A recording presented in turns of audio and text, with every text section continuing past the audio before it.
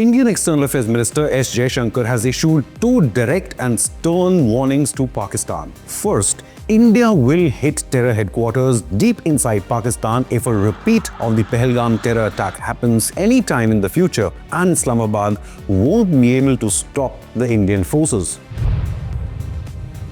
India has zero tolerance for terrorism.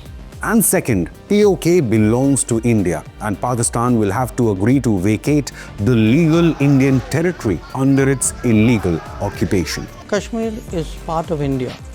No country negotiates a part of its territory. But that's not all. This is the first time Jaishankar has directly hinted at Pakistani military and indirectly at Asim Munir to have had a hand behind training and abetting terror organizations targeting India. We'll tell you all about it. Jaishankar was in Netherlands and Germany recently as part of India's massive diplomatic outreach. Speaking to the Netherlands-based broadcaster NOS, the External Affairs Minister added, quote, "The operation continues because there is a clear message in that operation.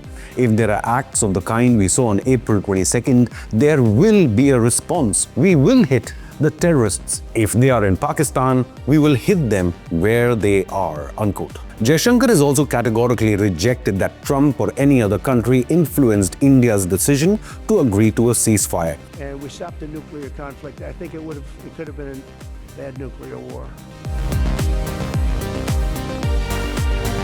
Boldly stating, quote, "The US wasn't the United States." Jaishankar also insisted that Washington had no direct influence on India's decision to agree to the ceasefire.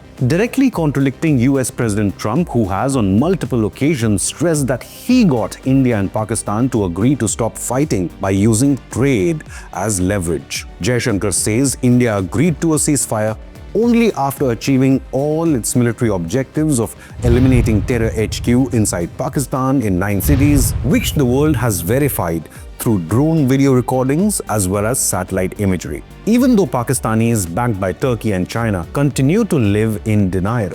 I don't want to say I did, but I sure as hell helped settle the problem between Pakistan and India. The goals which we set out to do by destroying the terrorist infrastructure. Jaishankar countered US President Trump by saying, quote, "We made one thing clear to everybody who spoke to us, not just the United States, but to everyone, saying if Pakistanis want to stop fighting, they need to tell us. We need to hear it from them. Their general has to call up our general and say this, and that is what happened," unquote. The Indian military had launched Operation Sindoor in response to the Pahalgam massacre in Kashmir by Pakistan-based terror organization, which resulted in the death of 26 people, nearly all of them Hindus, after they were singled out based on religion and then eliminated in front of their families. The Indian government vowed it would never tolerate such barbaric, dark acts of terror and launched a military operation in which 9 terror bases inside Pakistan were hit. Among those neutralized by India inside Pakistan included killers of US journalist Daniel Pearl, as well as hijackers behind the Kandahar airplane hijack.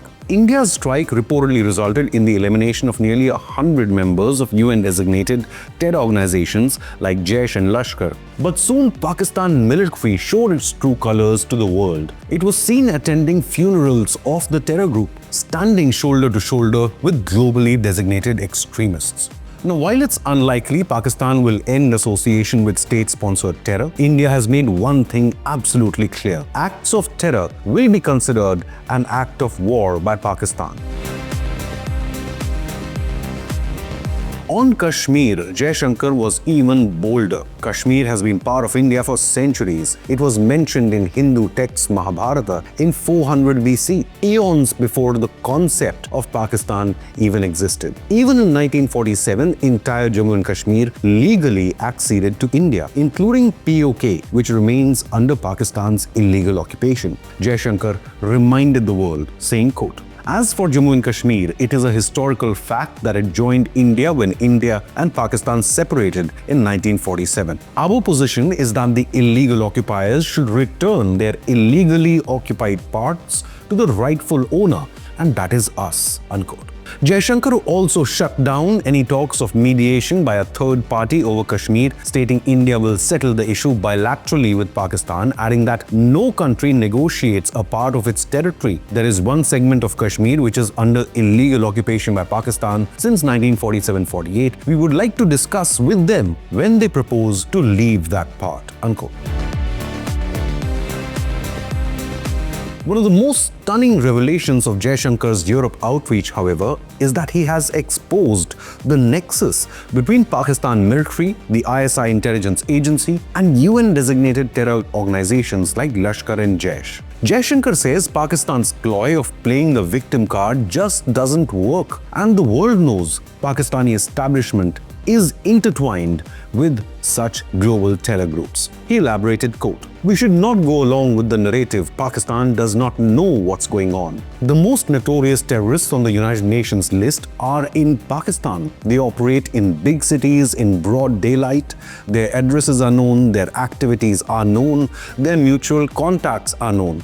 So let's not pretend Pakistan is not involved. The state is involved. The army is up to its neck in it." Unquote. Today, while India is the world's largest democracy, the dominant military power in South Asia, and the world's fourth biggest economy, Pakistan is surviving on IMF bailouts and military help from China. Islamabad today is known as the epicenter of global terror. The conflict with India has given Pakistan some relevance once again.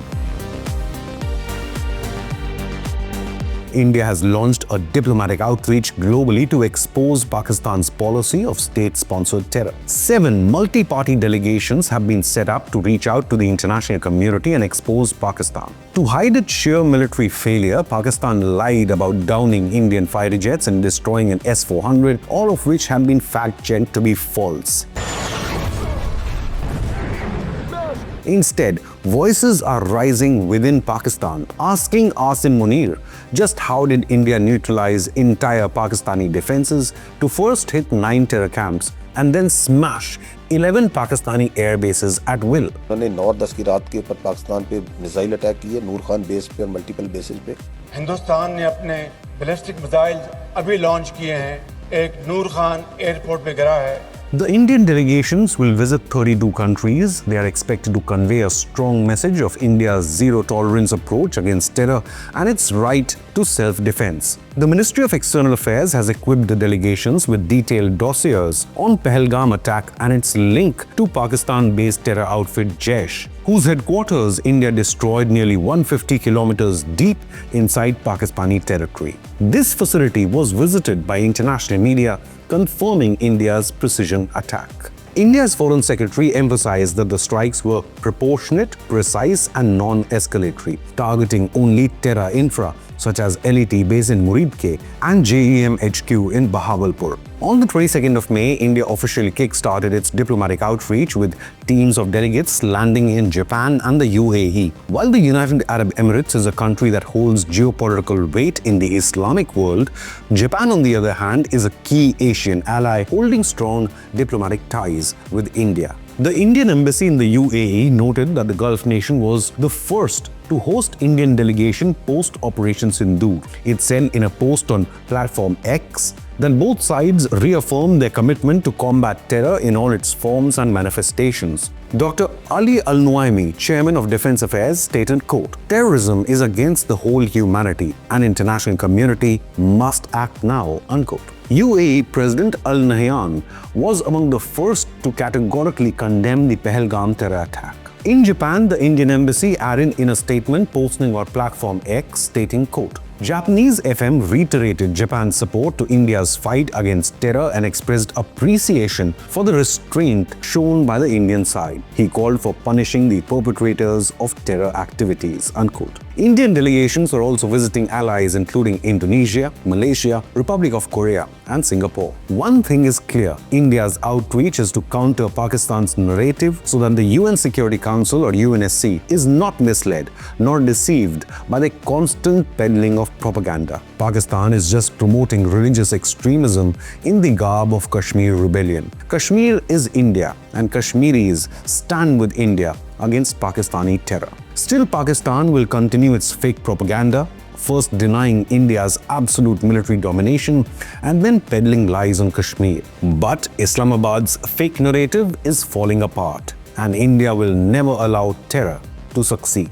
What do you believe? Has the conflict with India given Pakistan relevance again in the international arena? Leave a comment with your opinion, hit the like button and subscribe to Inconnect News.